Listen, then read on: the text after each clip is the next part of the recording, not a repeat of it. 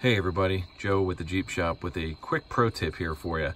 So, working on a 1999 Jeep Cherokee, my own, and I was having some O2 weird sensor issues popping up on my OBD2 sensor. Got a check engine code on the dash, and it said it was P135 or 0135, and I reset it, and it came back P0138, which is the upper and lower O2 sensors. I'm like, I don't know how you can test for one. The upper stream one is bad, and then you reset it, and the lower stream one is bad.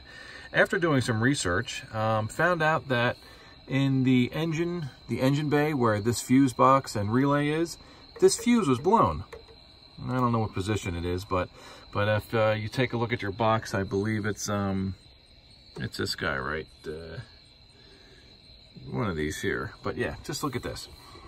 This was blown, and I'm like, the fuse that I'm talking about is the fuse for the O2 sensors, both upper and lower O2 sensors. You can see right there that little fuse is blown.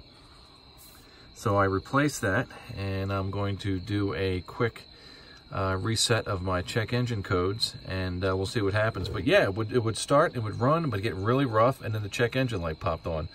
I'm not sure how this fuse blew, but if the O2 sensors aren't heating up in a proper time period, it will not know what gas fuel mixture to put on once it goes to closed loop, and that will explain your rough idle. So let's go run this baby and see what's going on. So after running the Jeep for about 5 or 10 minutes, no check engine codes, no pending check engine codes, and everything's running smooth as can be. So just a little thing to think about if you're having O2 sensor issues or rough idle. One of the troubleshooting things you should check out is that fuse in that engine compartment fuse block. So hope that helped. If you're struggling with some O2 sensors, maybe this will be the thing you're looking for. All right, take care. Bye now. See you next time.